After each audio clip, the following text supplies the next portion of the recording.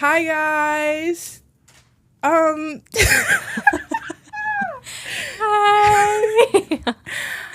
My name is Ike Era, and this is the Girlies podcast. Woo!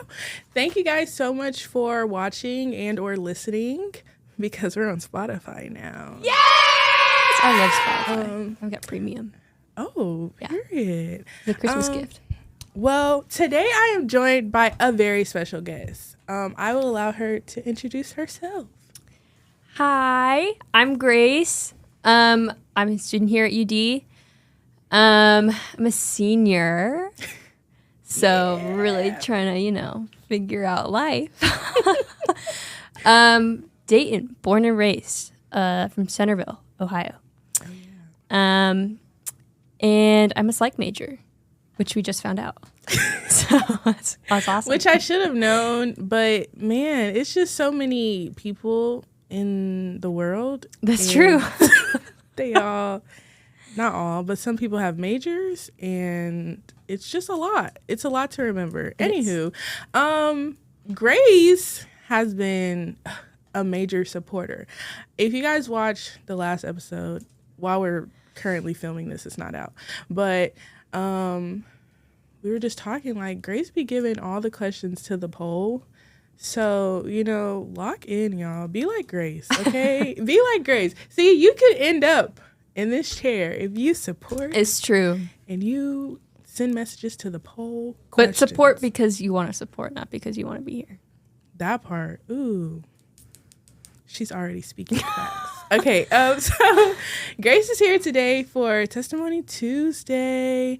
So we're going to hear about her testimony, and then we will go into some questions from the poll.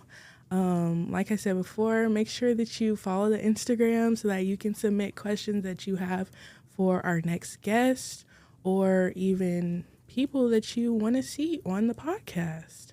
So, yeah, let's get into the video. Walking down the I'm gonna put my intro right there. Love that. I love that. Drop it in the water, let the daughter find an image with the rest. She'll be learning how to breathe. Spinning through identity, reveal another pretty little scheme. So just to get started, hi Grace. Hi. How was your childhood here in Dayton? Like, what was that like? So I've lived in Centerville my whole life, in the same house. Oh. Yeah, never moved. And I like to think that Dayton rocks. Now, I had a sociology class. This is kind of irrelevant, but I had a sociology class here. And like the end project, I forget exactly what the class was called, but the end project was to like basically find ways, like develop like in a ideal society, like sociological policies that would like bring in like new residents to Dayton. And so I like Dayton because like I've lived here and whatever, but I feel like the outside people are like, yeah, Dayton's not that awesome, but I love Dayton. The inside people. That's so crazy. I'm from Dayton. I've lived in Dayton like mostly all of my life. I did live in Tennessee for like a single year. A single year, okay. Yeah, when I was in like first grade. But I don't know. I just think when you visit other cities, like Dayton just becomes so boring. And I don't think there's much to do. I get that. I mean, I from Dayton, yeah, but like I'm in the suburbs, like not downtown. Yeah, like I'm not up north. I'm down south in the suburbs. So that's like completely different. Like I feel like if I lived in Huber Heights, maybe I would love Dayton. Yeah. But like just here at UD, nah. Brown Street, Brown Street, like no. Okay. Anywho, back to the topic. So, like, what was your experience with God at a young age? Like, did you grow up in a household that knew of God, or went to church, or were you Catholic? Like, the usual. So duty. I feel like, particularly at like Chi Alpha, people are like, oh, they either like went to, which this was more so a few years ago when like most of my core group was like, yeah, we went to Catholic school and blah, blah, blah. I didn't do that. I had my parents, they're Christian in the sense they're Creaster Christians, which if you're familiar, they go to church on Christmas and Easter. Oh, Yeah. okay. So, or maybe that's just a term I heard I call it. CEO. What do you mean? Christmas and Easter only. Oh, okay. I just say Creaster, but that I like that. I like that. So I mean, when we were younger, which I think a lot of parents do this, where they want to instill some values in their children. So like when they have children, they'll start going to church to like, build a foundation. Yeah. And my parents certainly believe in God, but they're not. I wouldn't say that they were practicing Christians, and I don't think they would say that either. Now, they're not like anti-Christian or like anti-whatever, but when we were younger, my sister, because I have a twin sister, we would go to church with my family, and we did we had gone as a family. They took us, my sister and I, up to like 5th grade. So like when it's like kind of church, but like mostly like a daycare. And then in middle school is when I really started to find my faith. Now, when I was younger in particular, I struggled a lot with anxiety. I would just get super anxious about the smallest things, and to the point where like I would like avoid stuff. And so I also, because in my opinion, Oh, sorry. it's okay. You would be so abrupt. Okay.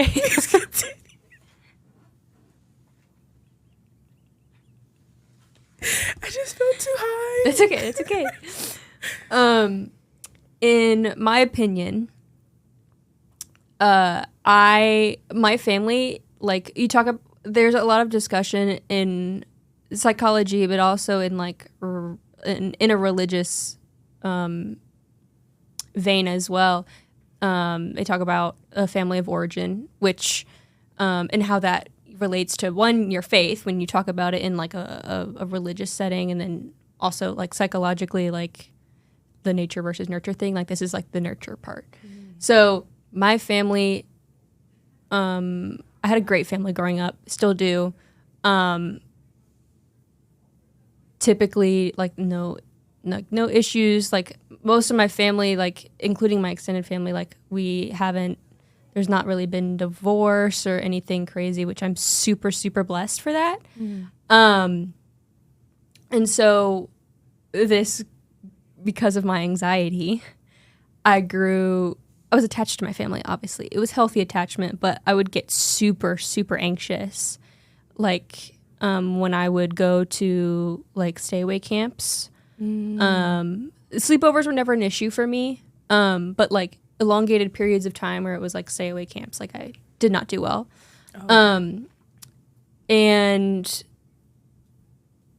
I was going into 7th grade. So this was the summer between my 6th and my 7th grade year. I had done, because over the summer, I mean, both my parents worked full-time jobs. So over the summer, it's like, okay, what do you do with your kids? Like you send them to camp. So they just did day camps and on occasion they would do these stay away camps, but it was mostly day camps.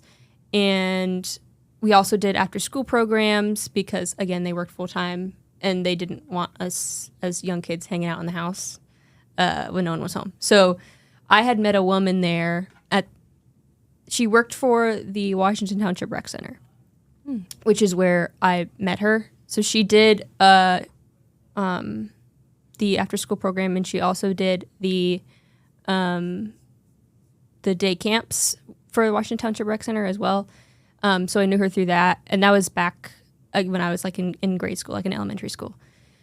I get to middle school and I'm going to this camp for my church, which I wasn't really involved with, again, because, you know, my family wasn't particularly interested, which whatever. But I was really nervous about it because it was a stay-away camp.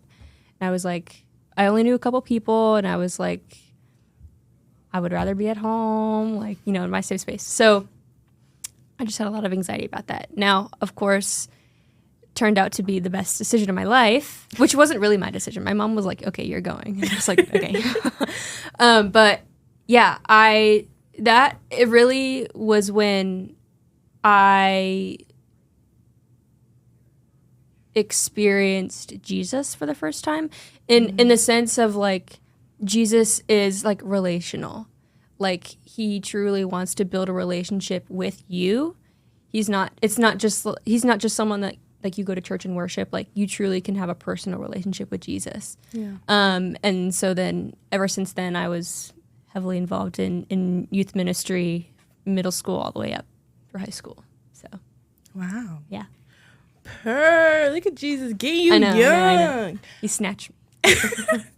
So with that, like, I guess it could be a question for later, but I'm actually interested now. Mm-hmm. You have a twin. Correct. So, like, was she there on that journey with you? Like, how, like, was this, like, something you guys experienced together? Mm-hmm. And, like, how was that experience? So, her and I both went on that, to that camp. She was very similar to me. She didn't struggle with the whole separation thing, but she also felt something. She ended up getting baptized that weekend, like, 'cause, you know, most church camps you do baptisms after. She had done that. She had been involved the next couple of years in youth ministry or student ministry, and she ultimately decided it wasn't for her for personal reasons, which is not my place to discuss, but she is still, you know, we're twins. So, like, of course we love each other, and, like, we're super close. I think I was actually just talking, this is kind of outing you, Sarah, I'm sorry. My parents and I were talking about this literally 2 nights ago. She was kind of a troublemaker when she was younger. We were recounting all the times that she went to the principal's office. Oh. But we didn't get along because she doesn't mind conflict. She never, when she was younger, she would purposefully instigate conflict. She kind of was just like my way or the highway kind of person, and I was not, and I still am not. I really am non-confrontational. I really don't like, you know, any kind of conflict. But so that posed a lot of issues when we were younger, and we would be fighting, obviously, because we're also siblings. And so that comes with a lot. Know. They're not just twins. So we're not just twins. They're We're also siblings. You know, we've got, you know, that just, you know, anyone who's got siblings, you get it. Yeah. And so I would have like true issues with her, where I'd be like, I'm not allowed to hate you, but if I could hate you, like, you're frustrating me, really. Yeah. And, like, we would have issues. But since probably sophomore or junior year of high school, we've gotten a lot closer. And so despite our differences in faith, like, we're still, like, super close. And, like, she doesn't go here. She doesn't go to Dayton. She goes to Ohio State. So I don't see her as much. But, like, love her so much. She loves me. Very, very different people. But, like, also, we're, like, besties. That's so cute. Yeah. Oh, my goodness. I'm not going to go into my twin rampage I did with Katie. Okay. But I just wish I had a twin. Anywho. So, you're fresh out of high school, still loving the Lord. You guys are locked in. Yeah. So then you get to college. So, like, were you did you come wanting like a community, or like what was that initial like experience for you? So that's an interesting question because my junior year, so the March of my junior year, so I was almost done with my junior year, is when COVID hit. So obviously COVID exacerbated some issues for me personally, as it did for everyone else. I got baptized in 2018, November of 2018, which at the time I was a practicing Christian for like 4 years, but I didn't want to take that step until I knew I was like really serious about it, and I still, I just wanted to make sure. So I was told, I can't remember if this was after the fact or before, like day of or something. So when I say that, when I talked about that woman who worked for the Washington Township Rec Center, she was my youth group leader for the entire time. So she was my youth group leader in middle school and in high school. And then I ended up actually, she became a youth pastor at a church in Beaver Creek. And I actually volunteered under her for a couple years doing youth ministry because I did want to go into youth ministry for a little bit. But forget where I was going with this. You're talking about your baptism. Yeah. So she had mentioned to me, because she baptized me, she had mentioned to me that, it's not uncommon after someone gets baptized to experience a fall or, some kind of adverse challenge to your faith, which I certainly did. I had a huge part of my testimony is I did dance for 3 years. I did competitive dance for 3 years in high school. Never danced before. It was a crazy experience. But it came with its challenges to my mental and my physical health. And that started to affect me pretty quickly after I got baptized, because the season started in like December. Oh, okay. So it was like pretty immediate. The next month. Yeah. And it was very demanding, the sport, physically, but also with my time. We practiced 4 or 5 days a week. I think it was probably closer to 4 days a week for 3 hours at a time. This is on top of going to school for 8 hours. So that's 11 hours out of my day. And then 8 hours of sleep. It's like I don't have much time to do much else. Yeah. So, I mean, like it was... About 4 hours. It was, yeah. It was hard. So, yeah. And so because of that, it took me away from student ministry. Like I wasn't able to go because I had practice and or a competition or something. And so I really felt the effects of that in my life, particularly in my social life. A lot of my friends were in that youth group. This youth group was massive. Like it was consistently like 30 girls were showing up, like Period. every week. Yeah. And because I wasn't able to see them, like my social life kind of suffered, which for me and my faith definitely was able to thrive and flourish in godly community. So when you take that away, I'm not hearing God as well because of how busy I am. And, God only, he whispers. So it's like if I'm doing something else and I've got my focus on something else, I'm not going to hear it. So I came to the point where it was like June or July before I came here. And I just remember breaking down in my leader's office. Her name's Alicia. She's awesome. And I was talking to her about my struggles or whatever. And basically I was like, okay, well, I need to find good godly community when I come to college. And so she had, the way that she would lead had an emphasis on discipleship. So really like peer-to-peer and like, you know, you guys are familiar with discipleship. But which was kind of not implemented in a larger sense. One, in the student ministries itself, it was mostly just my small group, or in my church, because my church is pretty big.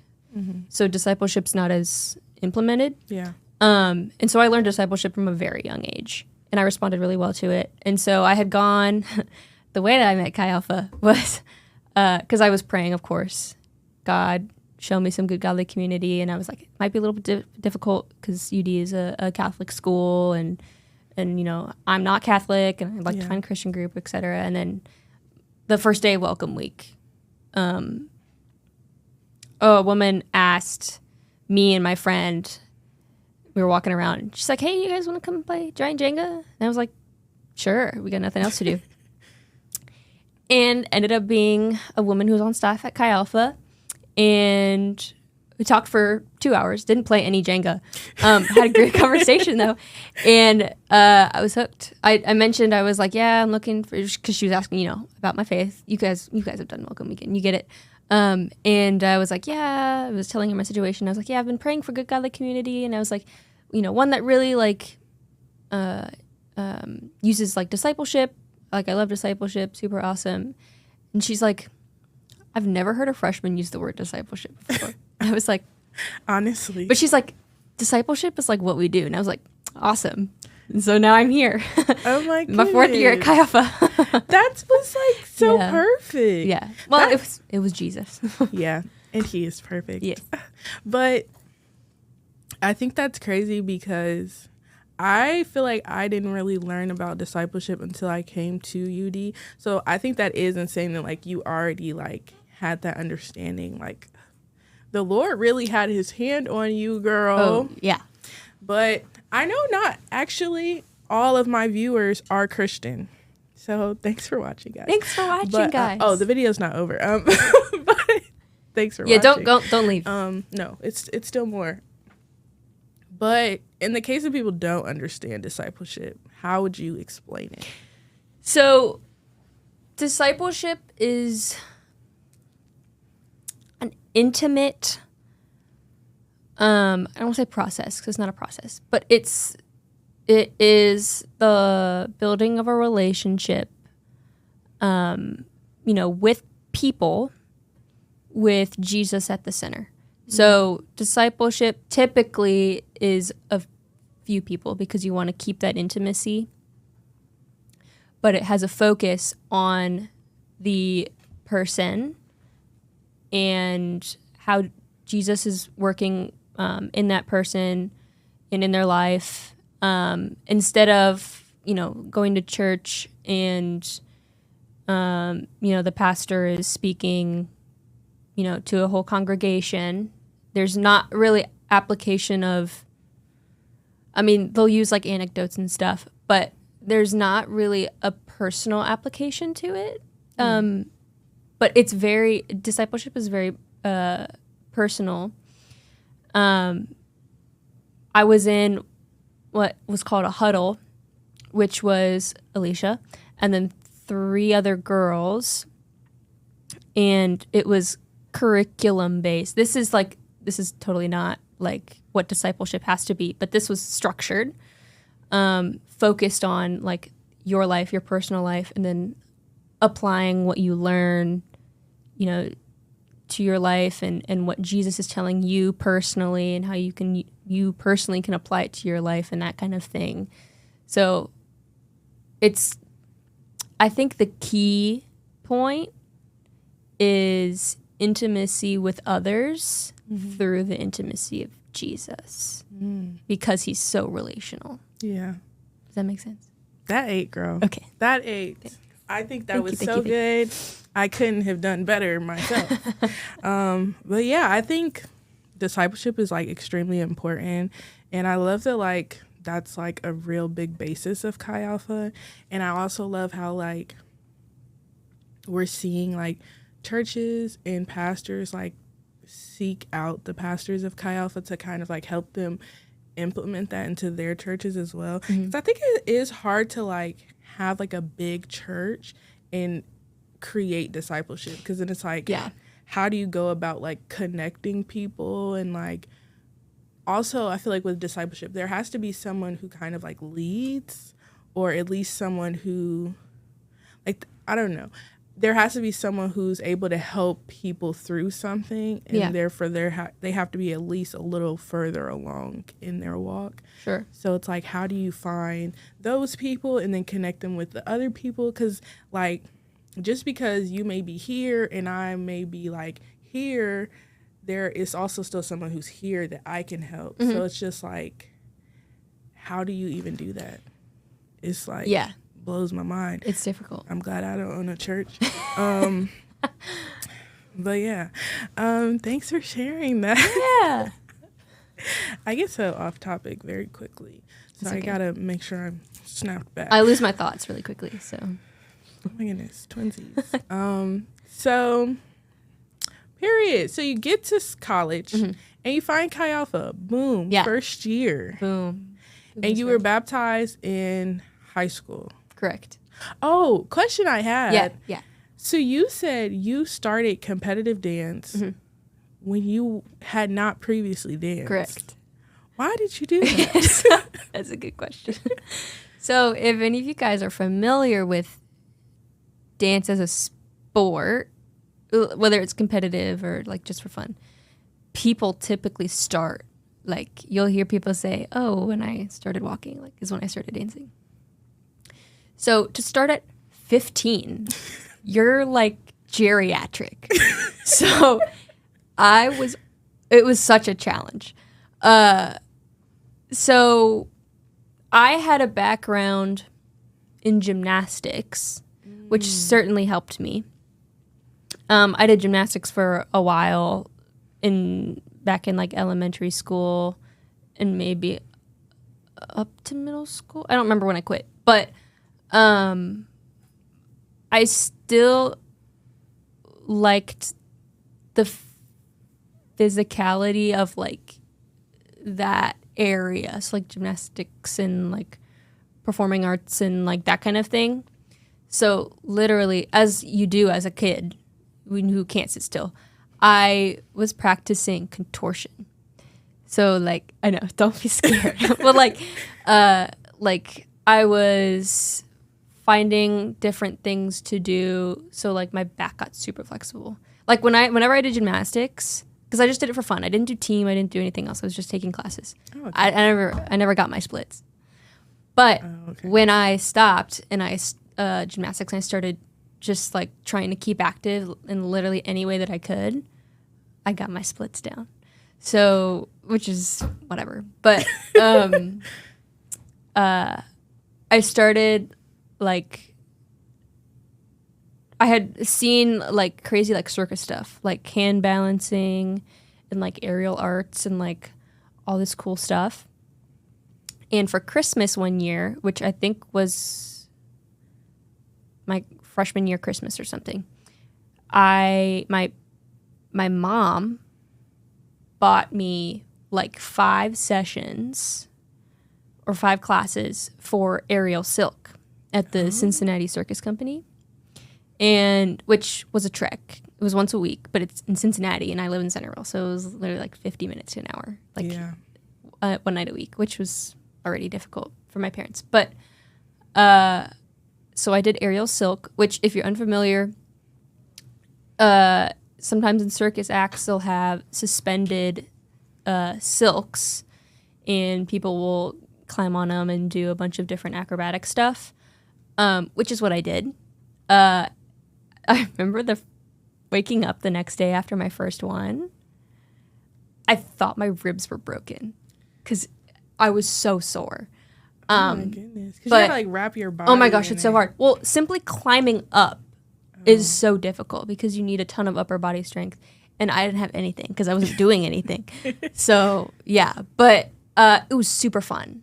Like, I absolutely loved it. And then is when there was a pep rally. I remember it was a pep rally. It was also my freshman year. And at my high school for some thing, I forget what it was, but I had a few friends in my small group who were on the dance team for the high school. It's called co-eds. It's not co-ed. I don't know why they call it co-eds, but and we're not in college, so it's not like the college girl sense. So, but it's called co-eds. And they danced. It was a pep rally, so they performed their hip hop routine, and I watched it, and I was like, I want to do that. I was like, that looks so cool. And so I had, thank goodness, I had friends, who were on the team, who I was also close with, who I knew, were Christian, or they were part of my good godly community because they were in my small group, and I'd been with them for like 4 years now. And I tried out, which I had a foundation. So like I could do jumps, I could do leaps. I was super awesome with that. Flexibility, great. The one thing that I could not do, which I still can't really do, is turns. I'm really not good at them because that requires a whole different set of skills that I don't have and I've never practiced. So yeah, but then, and it was super stressful. Like, how I mentioned, like I have anxiety. I don't know how I went through with all this because it was like 3 days of tryouts of me standing in the back trying to catch up of 12 years of experience that these people already have that I don't have. Yeah. And like pushing myself to like continue to want to do this and like not back out. And I mean, I went through with it. It was super intimidating. The tryout process, everyone learns not different choreography. They learn the same choreography for different dances, and you try out in groups of like three or four. Mm. So which I didn't know at the time because it hadn't happened yet, but my freshman year, who I ended up trying out with was going to be the captain and the co-captain. Mm. So like they made me actually look worse because they were so good. Yeah. So, and this was at the time they only had a varsity team. Now they have a junior varsity and a varsity team. And so when I made the team my freshman year, I was an alternate. So they called it an apprentice. So they had an apprentice program, which basically meant that I would perform with the team for performances. So like at pep rallies, football games, community events that we went out and we did that. But at a competition, I would not dance. So like I didn't really have a place on the team in terms of like competition.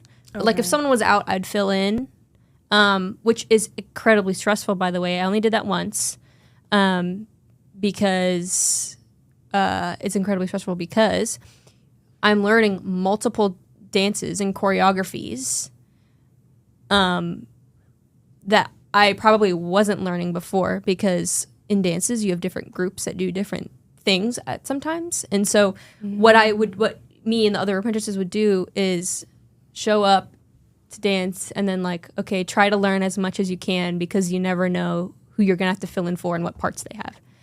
Yikes. So yeah, it was a little stressful, but yeah, I did my first competition. It was super great. I feel like it went well, but which I'm going to actually stop talking about it because I'm sure we'll get into it later. But there were just a lot of challenges, but I decided, bottom line, to do it because I saw the dance team perform hip hop and I was like, that looks awesome. And so I tried it and hip hop turned out to be my favorite dance style. Like I absolutely loved it, which I'm sure most people probably couldn't guess about me, which I think is pretty cool. But I'm also, fun fact, I just registered for classes for my last semester of college, undergrad at least, and I am taking a hip hop course. Oh my goodness! Yeah. Wait, like a dance or like it's the music? It's history of hip hop, and then there's history of hip hop and hip hop dance. So I'm sure exciting. It's like like a Mix. yeah, yes, like a hybrid. Oh my goodness. Okay. I have so many questions, and we can go down a whole dance trail. But okay, you talked about how it was hard, yet you did it for 3 years. Correct. when you said that I said it was hard, when are you referencing the time management part or like physically? Oh. Well, also both. Like, so because I'm thinking like if it's physically taxing, like maybe it gets easier over time. Yeah, I would say so. But like the time management, I'm sure it doesn't change. It changed a very small amount because I did my sophomore year. I was that apprentice on the varsity team, and then my junior year, they had, because co-eds is a whole program. So obviously, yes, there's a dance team for the high school, but they have teams for all ages. So all of the middle schoolers that were coming up, there were a lot of them. So they decided to make 2 teams. So then the junior varsity team came. So then they had different practice schedules. Oh, okay. And it changed a very small amount, which didn't really make a difference. Yeah. But it was still, I mean, yeah. So was it like your love of it that like made you keep coming back? That's a good question. Because I love dance so much. I think it's awesome. But the environment is not as friendly because team sports can get tricky, and all of dance can get tricky just because there's such a focus on your body. Yeah. And like what you can do. But team, I think, is extra difficult because you are working on what you can do, but you also are being directly compared to the people around you.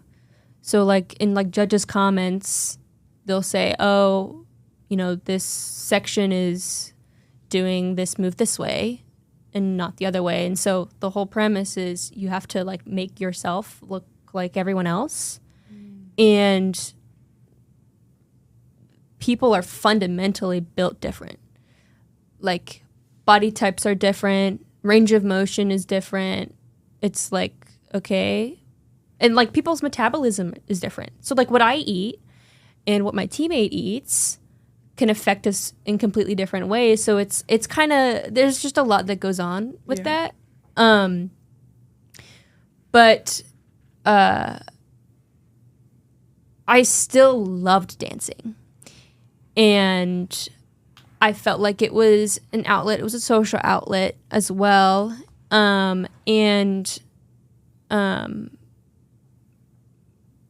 didn't realize how much of a problem it was until probably after I graduated, because I get Snapchat memories every so often about dance and stuff. But there's one that I have that happened in March of 2020, and it was after we found out that not just our season was canceled, but like, you know, COVID happened. So the only 2 competitions that we had left was states and nationals, which were like the biggest, you know, of the whole season. Yeah. And me and my team, this was my junior year. This is the first time we ever had a JV team. And there were only 8 of us, which typically there was like 20 to 25. There were only 8 of us, and like we were growing together, like it was super awesome, and like we were killing it during the season. Like we really wanted to like make an impression as like for like the first year that we've ever like had this team. Yeah. And truly, I believe we could have won nationals and states. But we didn't have that opportunity, which was very sad. But retrospectively, I'm very grateful because, you know, one, I can't imagine what would happen if anyone got sick or anything else. But also, like, I think my body needed a break. Yeah. But I remember posting or having this memory, Snapchat memory, where I said something along the lines of like, I am nothing without dance. And like, I don't know if part of me was like joking or like being dramatic or if I truly believe that. Yeah. But like, to lose your identity from Jesus and put it into something that is, what's the word I'm looking for? It is deceptive in the sense where it seems like it's fulfilling, but it's not because it's like worldly. Yeah. Like that's a little scary. Yeah. And I remember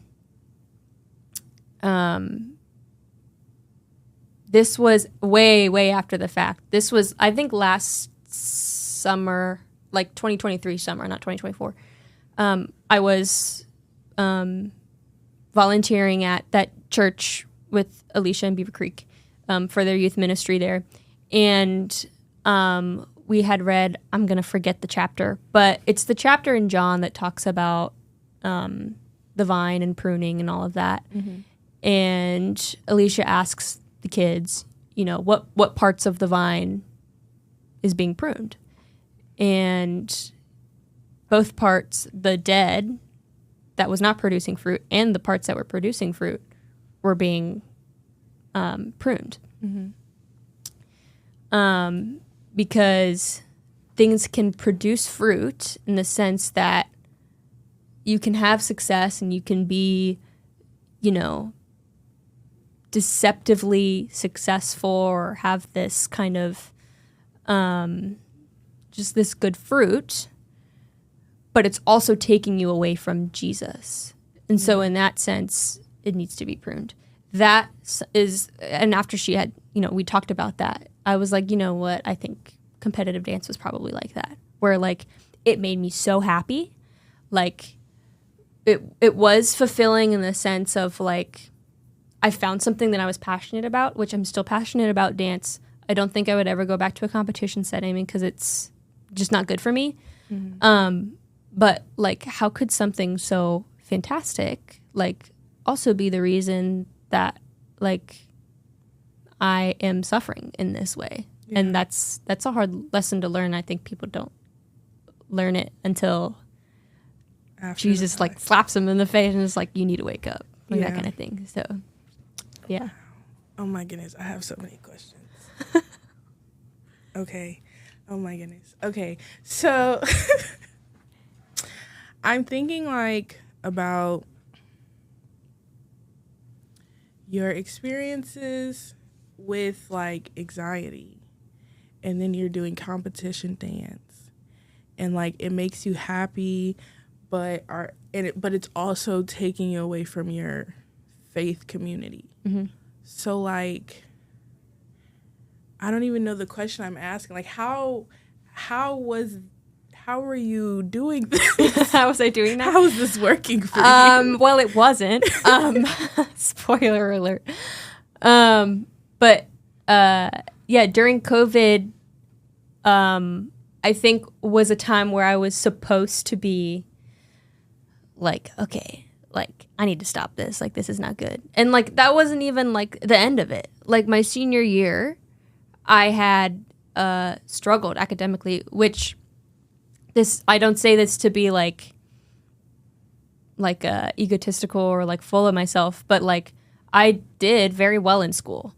Like I was a straight A student, and after COVID, which I'm sure a lot of other people have experienced this as well, where they kind of just, which this was also mixed with senioritis, okay, where they kind of just like tank in their motivation, particularly with school. And I never responded well to online school, like online classes. I have a hard time sitting at home. I'm at home, which in my brain is like, oh, this is my unwinding place. This isn't my place where I go and I grind out work. So like sitting at home and doing work was super hard. I still have that here, but I know about it now. So like I'll go to the library, I'll sit at my dining room table. I'm not in my room. I can't do any work in my room. But I had done so poorly in school, not because of my intelligence, but because of my lack of motivation to get things done. And which I also had chronic migraines, which was a whole other thing that I still deal with. But the OHSAA, which is the Ohio High School Athletic Association, I think is correct. They enforce particular rules about student athletes and like what level of grades they have to have in order to continue doing the sport. And they had waived their requirements in some capacity because of the pandemic, because obviously I was not the only one struggling. Yeah. So that was a whole other thing. Like there was this event where my parents were like, we need to stop rewarding you for this behavior, so we're taking dance away. And we're basically like, you can't be dancing your senior year, which was like, it was crazy. What ended up happening was I was part of 6 dances, which usually you're only a part of 4, but we had a senior dance, we had a combined dance with JV and varsity. So I was removed from the senior dance and the JV and varsity one, and I had to attend every like Tuesday or Thursday or something. I had to attend like a study hall in the morning for like an hour before school starts to like get my work done, which I'm super grateful for actually. Like I'm not a morning person, so I absolutely hated it, but it forced me to sit down and to get work done. Which is really what I needed because I couldn't do it at home. I just had such a hard time. And then in school, I mean, you don't really get a study hall. Not in high school, you don't, not your senior year. So it was a whole thing. But that was another thing that happened. But truly, I was just struggling all of high school. Like, I wouldn't even say I managed it in high school because I didn't. Yeah. I didn't start managing my issues until I got to college. So, like, I can't even, like, tell you how I handled it because I just didn't. Yeah. I didn't start, critically thinking or praying about. I mean, I would pray, but it's hard to pray for something and then actively ignore Jesus, which we've all done. Let's be honest. Mm-hmm. But it there's so much dissonance in your spirit in that way. So I mean, I wasn't going anywhere. Like I thought if I prayed, which I mean, prayer works. That's not what I'm trying to say, but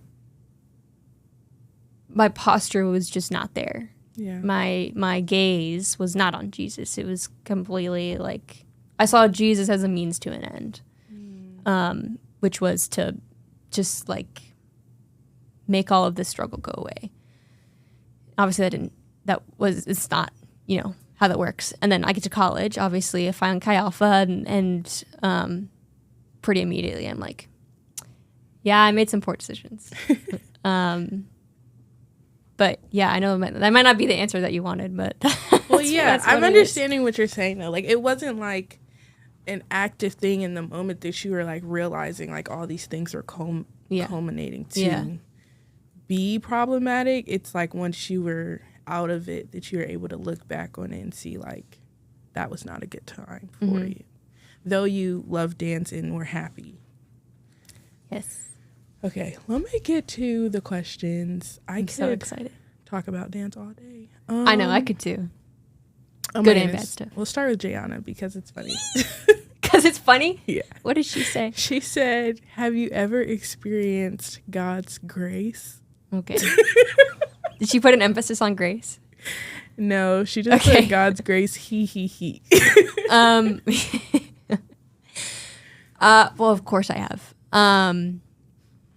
There have been some crazy interpersonal stuff that I've experienced where it's certainly grace. There was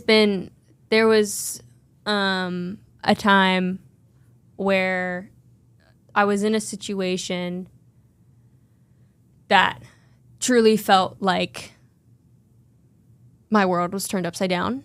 And like I thought I understood this relationship with someone, and they did something that was like not like, you say you love me and you do this, like that's not that. It was just crazy. I was like, I would never have expected this. Yeah. And I was extremely angry with him, obviously.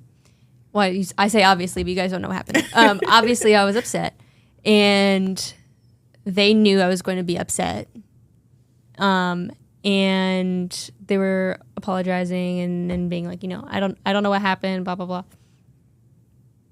And if this were to happen, like 95% of the time, if this were to happen, like they would go their separate ways. Like these people would go their separate ways. I remember I was on the phone with them, and I remember crying, obviously. And I remember praying to Jesus and being like, Lord, I don't even know what to do. And I was like, I just need you to help guide me through this conversation, because I don't know. And I would like to think I'm a pretty level-headed person in terms of like not making rash decisions or saying mean things like in the moment, like in the spur of the moment. I try to regulate that. Now, I'm human, and that doesn't always happen. But I was like, Lord, I don't know how to like not be aggressive or like angry with this person and let that guide my words. So I finished this phone call and was completely calm the entire time. Like, I was logical, I was understanding, I was, I truly can't explain, which we talked about it a couple weeks ago at Connection, I believe, and it was just truly incomprehensible peace. Like, I can't even describe it to you. It was truly just like, okay, I don't know how that happened. Like, God's grace. it's like, yeah, literally. It was like if someone grace. were to like, okay, no, I can't say that. I was going to say if someone were to like murder your dog, but I'm not going to say that. If someone did something really bad to you. Yeah. Like criminal. Nothing criminal happened, but like something severe. Yeah. And you prayed and you were like, Jesus, get me through this, guide this incredibly serious conversation. And you didn't feel angry. You didn't cry. You didn't yell. Like, you let the person speak and you listened, which is not something you hear about really often. But truly, I was like, that was God, because it wasn't me. Because I didn't have that in my capacity. Yeah. Oh my goodness. God is so good. He is good. That's like so mature. But it wasn't me. Yeah. Like outside looking in, it seemed so mature, but it was just. It wasn't me. It was up God. Jesus. Yeah. Another question is, has there ever been a time you have questioned your faith? The answer is yes. Now, there hasn't been a time when I was like questioning it and then actively rebelling and being like, okay, I'm going to explore this stuff like in the world and, see which one is better, like a life with Jesus or like the life that Jesus tells me not to live. I think I've certainly been in like dire times or like something adverse happens and I'm like, when we question like, God, why me? Yeah.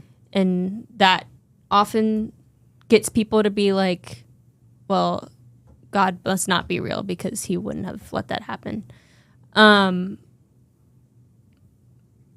I've experienced obviously like hard things in life, but I think more so than like doubting Jesus or asking Jesus why me, and then responding with then Jesus must be real because or must not be real because he let this happen to me.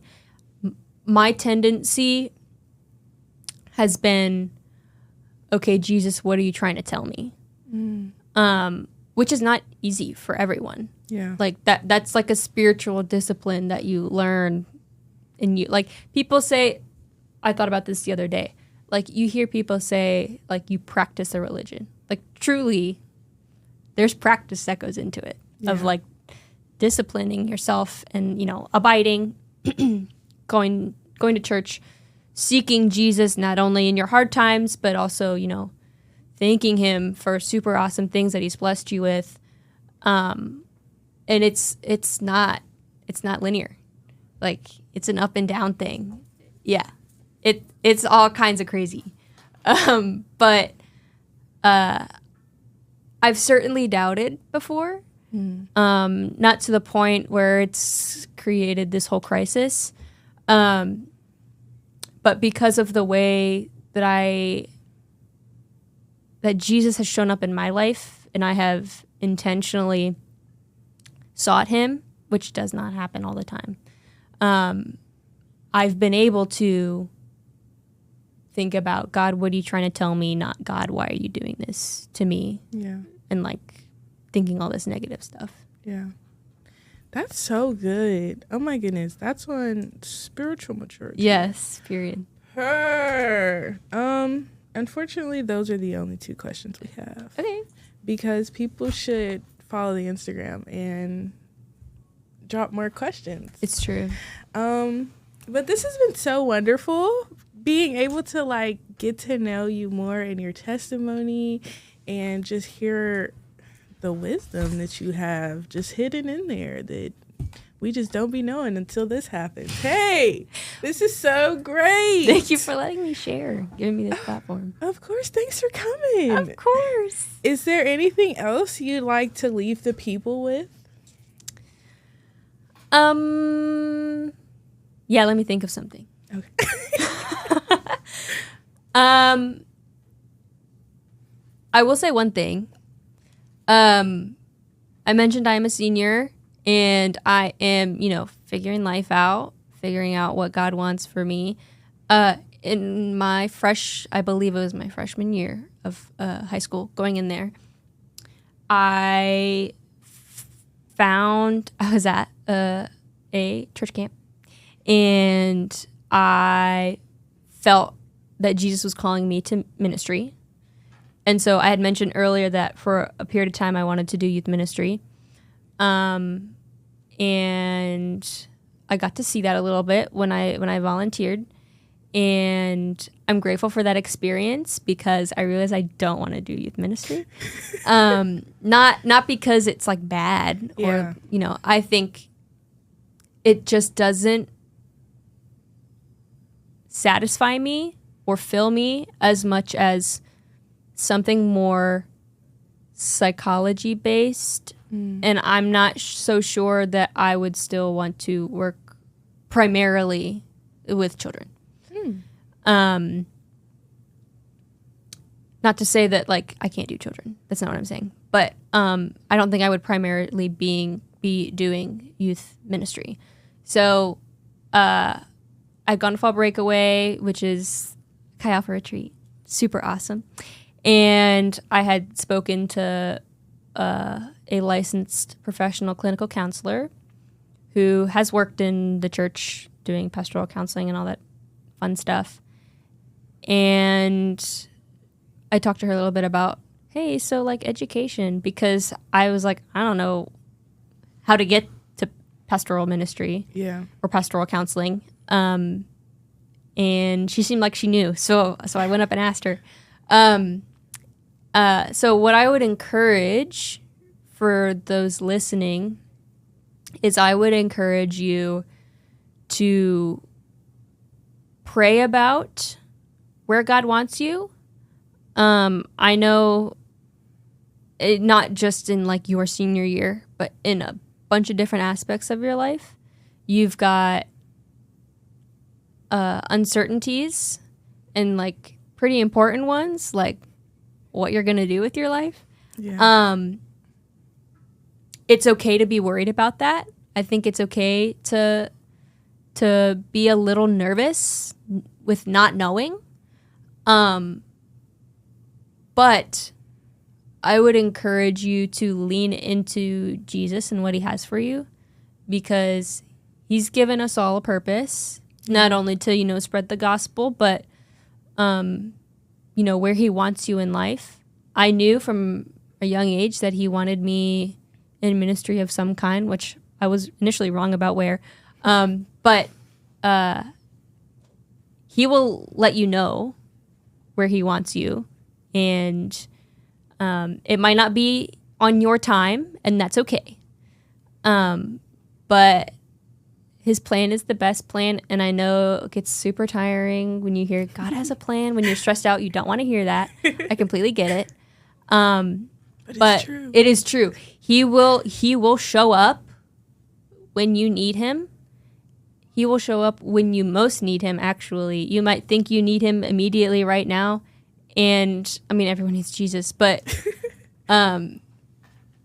his timing is perfect. Absolutely perfect. And if we try to design our own lives, man, that is a scary thought. So I would certainly encourage you guys to continue leaning into Jesus and where he wants you. And that requires, obviously, like practicing your faith in the sense of, if you hear God best in worship, worship some more. If you hear God best through reading the Bible, read it some more. Anything to help you practice hearing God's voice, you're going to be more likely to hear him in loud spaces when your anxiety is screaming things at you or your worry is telling you all these wrong things. The more you practice hearing what God's voice sounds like, the more likely you are going to be to hear it and then be able to say, okay, like everything's going to be okay. And like pray to hear it. If you're worried about not hearing it, pray to hear it. It's okay. You don't have to have it all figured out. So that's what I would say. Oh my goodness. That was so good. Thank you. Like, it is giving preacher ministry girly. Okay. But yeah, I'm glad you had brought that up, because I also did want to ask about how you like figured out you didn't want to do young adult, youth ministry, and I just forgot because I got into all my questions about dance, and I still have questions about dance, but they'll be personal ones. Okay. Or maybe we'll bring you back and we'll have a dance session. That'd be so cool. Well, I mean, I kind of did one with Jayana when she did my photos. Did you see those? Yes, I did. Yeah. And like now I feel like I need to see you dance.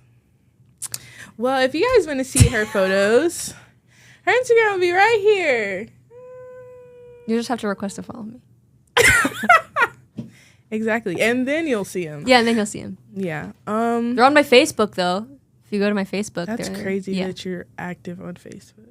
Well, okay. Yes. But going back to dance, that was our Facebook group. Dance. Our dance group was on Facebook. Also, my job requires me. Our job group is on Facebook, and like stuff gets posted there all the time. So I have to be active on Facebook, at least for that. But I post now. Here's the thing: I posted those photos on my Facebook because my 94-year-old grandmother loves seeing my photos, and she doesn't have Instagram. She has Facebook because older people have Facebook. Yeah. And so I made sure to post them there so she could see them. That's so cute. Yeah. Okay. So no judgment about Facebook. I take it all back. I'm so sorry. That is adorable. Yes. Well, thanks again, Grace, for coming. Of course. Thank you for having me. This has been so fun. Thank you guys for watching. Make sure you like, comment, and subscribe. Do all the YouTube things. Follow the Instagram and, the Spotify. I think you can follow Spotify. I think that's a thing. And yeah, make sure you stay tuned for the next video. Bye. Bye. Walk her down the valley, pack a piece of heaven for the bottoms of her feet. Teach her how to jump and how to stretch when she reach.